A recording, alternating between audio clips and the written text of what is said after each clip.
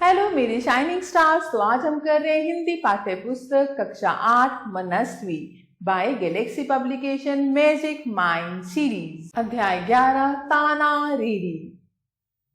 पाठ प्रवेश जीवन कौशल यानी लाइफ स्किल्स। प्राचीन काल में संगीत के बारे में लोगों को बहुत कम ज्ञान था, लेकिन जब से बड़े बड़े संगीतकार हमारे देश में पैदा हुए हैं तब से संगीत को पहचान भी मिली है और इसे समझने में भी लोगों को एक पल भी नहीं लगा।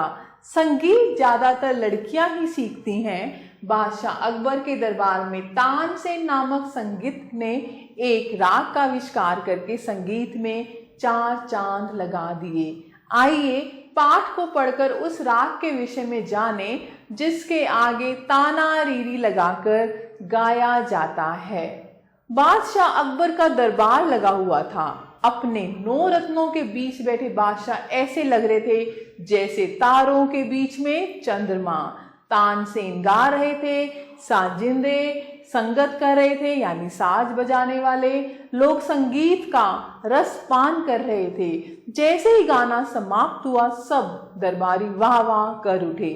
बादशाह ने अपने गले से रतन जड़ित बहुमूल्य हार उतारकर तानसेन के गले में डाल दिया।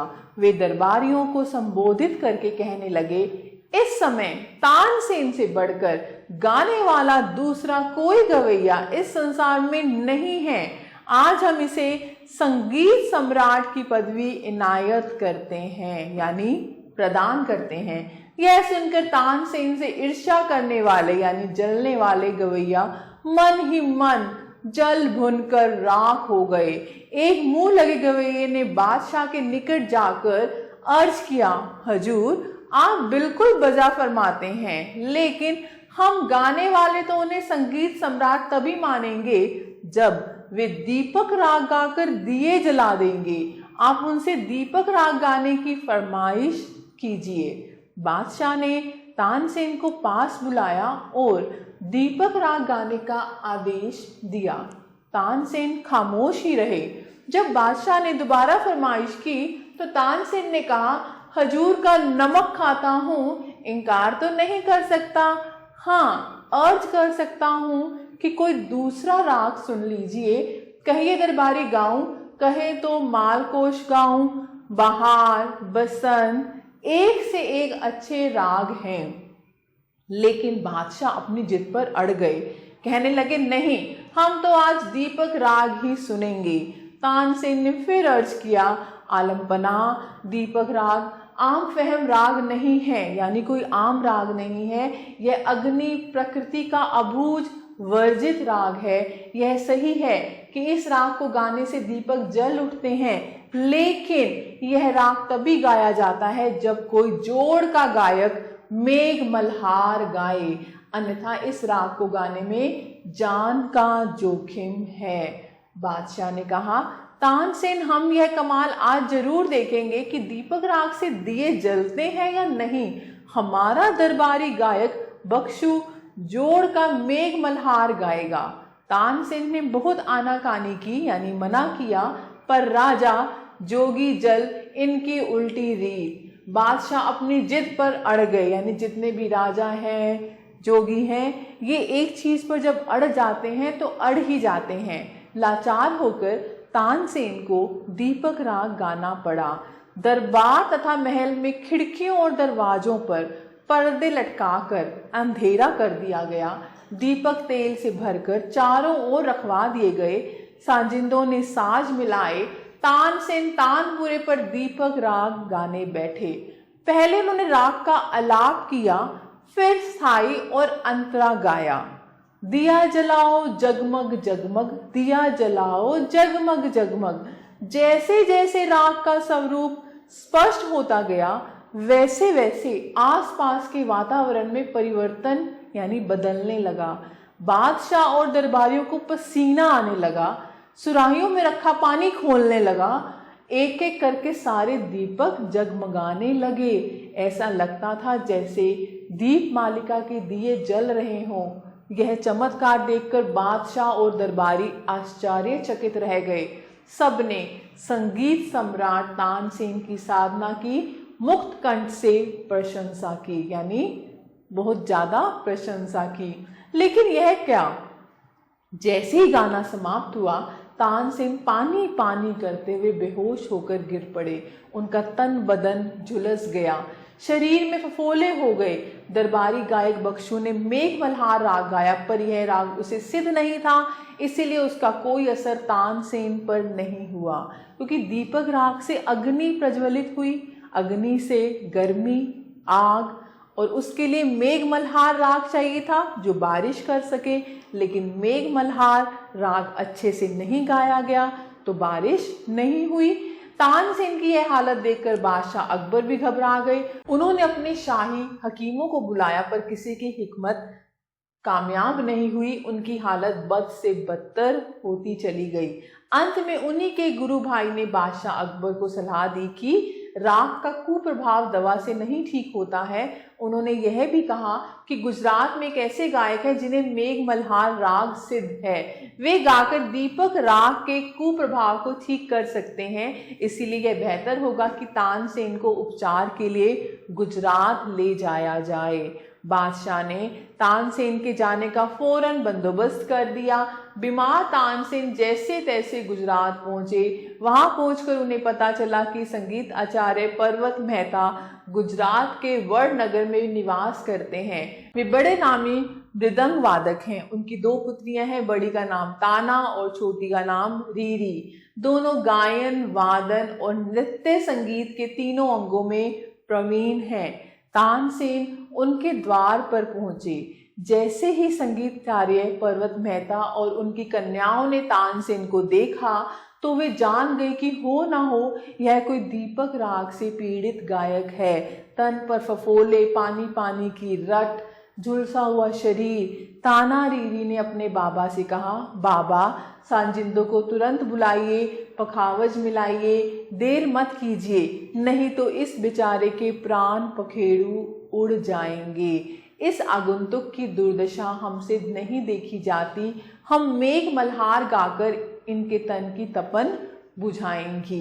पर्वत मेहता की थाप जैसे ही मृदंग पर पड़ी, सांजिंदो ने जैसे ही मेघ मल्हार के स्वर भरे, दोनों बहनें पग में नुपुर बांधकर थिरकती हुई गाने लगी। उमड़ घुमड़ कर गरज गरज बरसो रे कारे बदरवा। जैसे जैसे मेघ मल्हार राग के स्वर उठे, आकाश में बादल उमड़ने घुमड़ने लगे। ज्यों ज्यों वे अलाप लेती थी, बिजलियां कड़कती और चमकती थी। कुछ देर बाद राग अपनी पूर्णता पर पहुंचा और घनघोर वर्षा शुरू हो गई। बरसते पानी में नहाकर तानसेन का तन निर्मल और मन प्रफुल्लित हो गया, यानी प्रसन्नता से भर गया। वह भी उनके साथ स्वर में स्वर मिलाकर गाने लगे, बरसो रे कारे बदरवा। पूर्णतः स्वस्थ हो जाने पर तानसेन पर्वत मेहता और ताना रीरी का आभार मानकर दिल्ली लौट गए। अकबर बादशाह ने तानसेन को देखा तो देखते ही रह गए। कहने लगे, तानसेन तुम तो पहले से भी अधिक तंदुरुस्त हो गए हो, यह चमत्कार कैसे हुआ? तानसेन ने कहा, जहां पना यह सब संगीत के मेघ मल्हार राग का कमाल है। गुजरात की ताना रीरी नाम की 2 कन्याएं के गायन ने मुझे यह नया जीवन दिया है। वे मेघ मल्हार गाती हैं तो तपती दोपहरी में भी पुरवाई यानी हवा चलने लगती है, बादल घुमड़ने लगते हैं, बिजलियां चमकती हैं और घनघोर वर्षा होती है। उसी अलौकिक वर्षा में नहाकर मैं ठीक हुआ हूँ। बादशाह ने कहा, तानसेन यह कमाल तो हम भी देखना चाहते हैं, बुलाओ उन्हें अपने दरबार में, हम उन्हें मुंह मांगा इनाम देंगे। तानसेन ने कहा, हजूर वे पेशेवर गायिकाएं नहीं हैं, ब्राह्मण कन्याएं हैं, वे कहीं आती जाती नहीं हैं, वे दरबार में तो हरगिज नहीं आएंगी। वे अपने आराध्य भगवान हाटकेश्वर के मंदिर में रहती हैं और उनके सामने ही गाती हैं। बादशाह ने कहा, कुआं प्यासे के पास नहीं आ सकता तो प्यासा कुएं के पास जाएगा, हम उनके यहाँ जाकर यह कमाल देखेंगे। बादशाह तानसेन को लेकर ठाठ बाट के साथ गुजरात पहुंचे। पहले तो दोनों कन्याएं बादशाह के सामने गाने के लिए तैयार नहीं हुई, पर अंत में जब यह तय हुआ कि गायन नगर चौक में ना होकर नगर से बाहर तालाब में होगा तथा एक नाव में बैठकर वे गाएंगी और दूर दूसरी नाव में बैठकर बादशाह और दरबारी सुन लेंगे, तो वे राजी हो गईं। निश्चित दिन एवं निश्चित समय पर आयोजन हुआ। एक नाव में दोनों बहनें अपने पिता और साजिंदों के साथ बैठी, दूसरी नाव में बादशाह सलामत, तानसेन और दरबारी बैठे।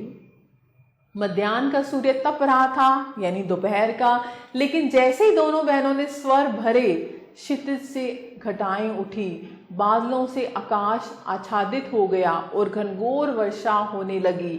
यह चमत्कार देखकर बादशाह अकबर और उनके दरबारी दंग रह गए, हैरान रह गए। प्रसन्न होकर बादशाह ने अपनी नाव को तानारीरी की नाव के पास जाने का आदेश दिया। वे कन्याओं को शाबाशी और इनाम देना चाहते थे। तानारीरी ने देखा कि बादशाह शर्त को भंग कर रहे हैं, इसलिए जैसे ही नाव निकट आई, दोनों बहनों ने कमर से अपनी अपनी कटारें निकाली और कलेजे में भोंक कर स्वयं की जीवन लीला समाप्त कर दी। बादशाह अकबर को बहुत आघात लगा। वे कहने लगे, हमारी बेटियों ने हमें गलत समझा। कहते हैं, इन दोनों कन्याओं की खुदकुशी की याद में तानसेन ने ध्रुपद गायन के प्रारंभ में तानारीरी का नाम लेकर आलाप करने की प्रथा चलाई, जो आज तक प्रचलित है। हर एक गायक ध्रुपद के आरंभ में ताना ना री री री करके आलाप भरता है। तो प्यारे बच्चों, मैं आशा करती हूँ आपको ये कहानी अच्छे से समझ आई होगी और अच्छी भी लगी होगी। तो हम करते हैं शब्दार्थ यानी वर्ड मीनिंग। ध्रुपद एक प्रकार का पक्का राग, रतन जटित, रत्नों से जड़ा हुआ, इनायत करना, कृपा करना, ईर्ष्या, जलन, द्वेष, जल भुनकर राख होना, दूसरे की तरक्की देखकर भीतर ही भीतर दुखी होना, वर्जित, त्यागने योग्य, निश्चित, जान का जोखिम होना, मरने का खतरा होना, कमाल, अद्भुत, कर्म, कारीगिरी, जोगी यानी योगी, साजिंदा, साज बजाने वाला, वादक, मुक्त कंठ से प्रशंसा करना, दिल खोल कर तारीफ करना, बंदोबस्त, व्यवस्था, आभार मानना, धन्यवाद देना, पूर्वाई, पूर्व से चलने वाली हवा, दंग रहना, चकित होना, जीवन लीला समाप्त करना, मरना, खुदकुशी, आत्महत्या। तो अभ्यास, पाठ से मौखिक निम्नलिखित प्रश्नों के उत्तर दीजिए। तो आप ये कर सकते हैं। जैसे अकबर ने कौन सा राग सुनने की जिद की? तो अकबर ने दीपक राग। और पर्वत मेहता की बेटियों के क्या नाम थे? ताना, रीरी। सही विकल्प पर निशान लगाइए। बुझे हुए चिराग किस राग के गाने से जल जाते हैं? दीपक, मालकोश, बसंत या मेघ मल्हार? दीपक। बरसात किस राग के गाने से होने लगती है? मेघ मल्हार। प्रसिद्ध मृदंग वादक कौन थे? पर्वत मेहता। पर्वत मेहता रहने वाले थे गुजरात के। ऐसे ही प्रश्न 2 है, सही वाक्य पर सही और गलत वाक्य पर गलत का निशान लगाइए। तो आप ये कर सकते हैं। प्रश्न 3 है, रिक्त स्थानों की पूर्ति कीजिए। प्रश्न 4, किसने कहा तानसेन तुम तो पहले से भी अधिक तंदुरुस्त हो गए हो? बादशाह अकबर ने। जहां पनाह, यह सब संगीत के मेघ मल्हार राग का कमाल है। किसने कहा? तानसेन ने। ऐसी हजूर, वे पेशेवर गायिकाएं नहीं हैं, ब्राह्मण कन्याएं हैं। तानसेन ने कहा अकबर से। ऐसी प्रश्न 5 है, निम्न व्यक्तियों का संक्षिप्त रूप में चरित्र चित्रण कीजिए। आप कर सकते हैं। प्रश्न 6 है, निम्नलिखित प्रश्नों के उत्तर दीजिए। अब भाषा से निम्नलिखित शब्दों का संधि विच्छेद कीजिए। जैसे यद्यपि, यदि, जमा अपि, यदि, अपि, यद्यपि, इत्यादि, इति,